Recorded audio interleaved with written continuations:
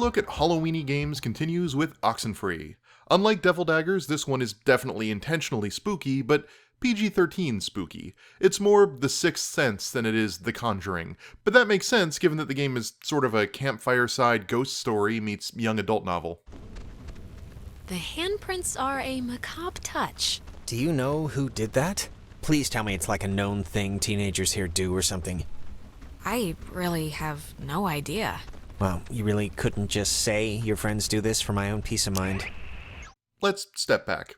In Oxenfree, you play as Alex, a teenager in high school dealing with the death of her brother and subsequent divorce and remarriage of her mother. Alex is headed to Edwards Island to meet up with some schoolmates for a night of illicit teenage debauchery, as is town tradition. It's also the first time Alex meets her new stepbrother, Jonas, which is sort of awkward for both of them. Oh, and thanks for setting up the attic for me. It's cool how it's like a little bedroom. I was in the basement at my old house, so this is... That was Mike's room, actually. So, there wasn't that much to set up. Oh man, I'm sorry. Also intent on partying is Alex's childhood friend Ren, who's a bit of a stoner goofus. Improper acts? What does that even mean? Soaping windows? Yeah, I don't think that'll get us tossed in the stockade. No. But maybe the fact that I brought a whole crap ton of drugs will. Oh, well, yeah, that'll do it then. Oh God, of course you did. The three of them meet up with the only other two people who managed to show up for the party, Nona, who Ren has a not-so-secret crush on, and Clarissa, who dated Alex's brother until he died and kinda blames Alex for his death. It's not exactly a group gearing up to party with one another, and the first few minutes are as awkward as you'd expect. Why'd your parents get a divorce? Just so Jonas can hear it from you. Clarissa, I don't really care why they got a divorce, just... You know why. Michael died, and it broke everything, and they couldn't handle it. The end. Well, now you know, Jonas. Don't die and everything will be fine. Okay, Clarissa, What? You know, guys, honestly, I think I'm pretty much ready to do anything else besides this game. So to diffuse the tension, Ren, Alex, and Jonas set off to look at a cool phenomenon caused by radio waves in a nearby cave, and before you know it, they've triggered a supernatural event that spits them out across the island.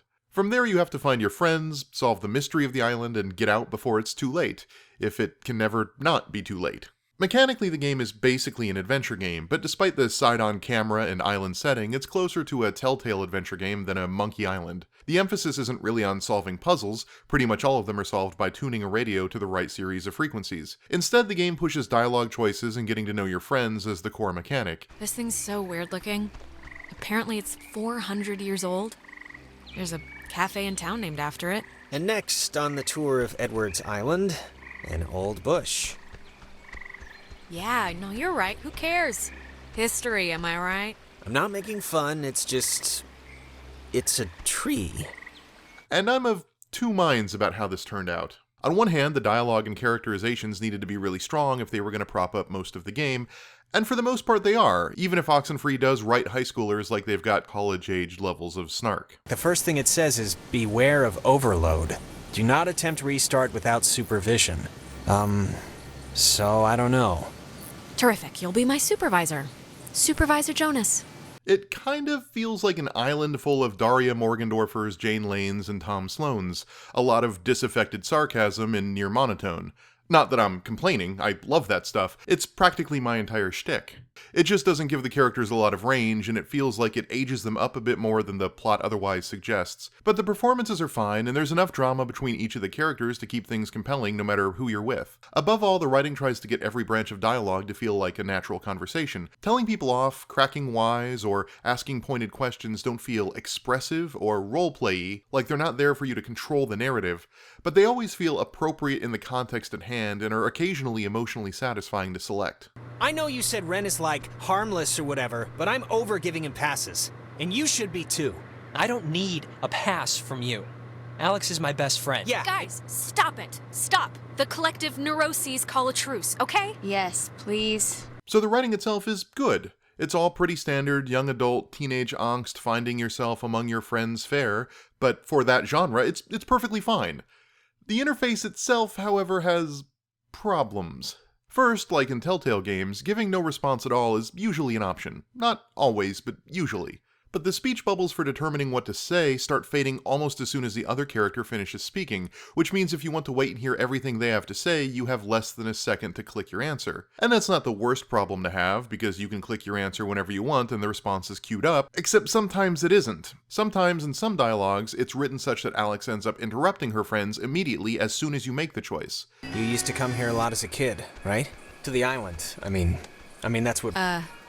Yeah. So the dialogue engine becomes this crapshoot of either interrupting your friends and not hearing what they have to say, or playing chicken with a disappearing choice selector and potentially failing to reply altogether. If I had to guess as to why, well, the game already has these really windy paths to extend the time it takes to walk between objectives, presumably to allow space and time for conversations to happen as you walk.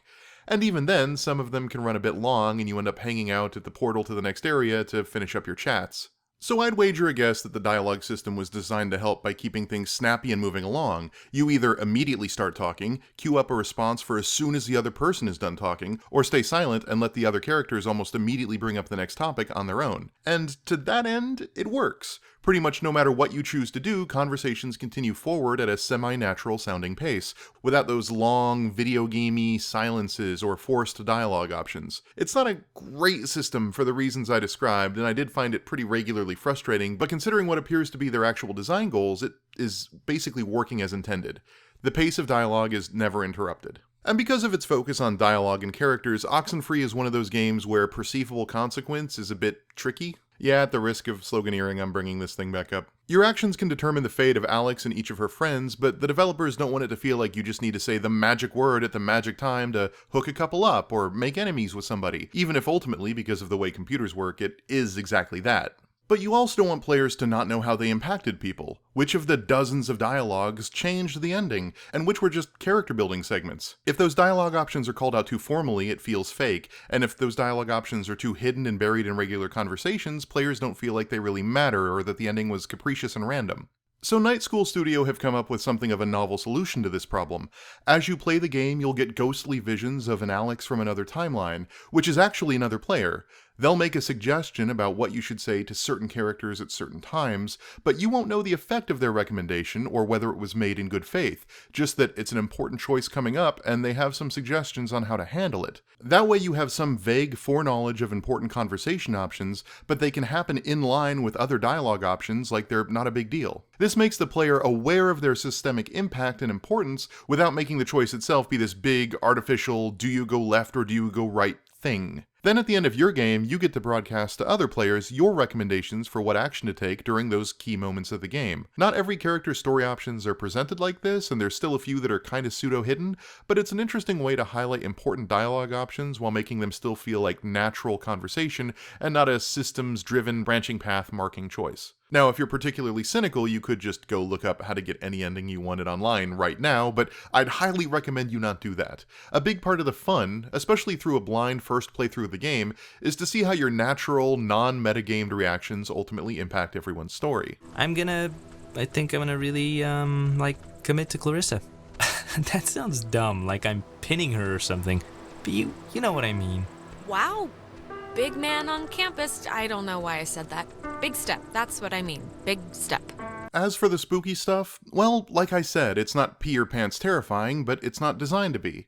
It's a ghost story aiming pretty squarely at the tween-teen demographic, and it comes in somewhere above Are You Afraid of the Dark, but below teenage slasher flicks like Scream on the scary index.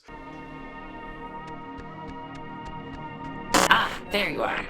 That strain again. Not so sweet this time, eh? Pity you're so embered. One in an infinite shot, though. Maybe another Alex is having a better go of things. Oxenfree manages to have a few unsettling scenes without crossing over into the grotesque, lurid, or outright terrifying, and it's all done in service to Alex's story. The scares it does have push the radio wave theme pretty hard, whether it's spooky, old-timey music heard while scanning for a specific frequency, or RF interference causing the game's footage itself to become warped or even display scary images from unknown sources. But I'm serious now. You're a good guy, okay? You are. I mean it. Okay, alright, I'm a good guy. Let's just move on. It uses a lot of glitches to make the game itself feel uncomfortable and untrustworthy, and let's put a pin in that. We'll definitely be coming back to that later in this month. But for now, consider Oxenfree as a good story-driven Halloween game for bookish tweens. It's ultimately a little slight, but I think a lot of young adult fiction tends to be that way. It's less about grand ideas or profound themes than it is about seeing someone about your age that you can empathize with, presented in a non-condescending way, and Oxenfree definitely manages that. Anyways, I don't know if this is the last family-friendly game we'll be covering this month or not, but I do think it's time we move the scary stuff up from incidental or PG-13 to something a little bit more aggressively spooky as we approach Halloween. See you soon.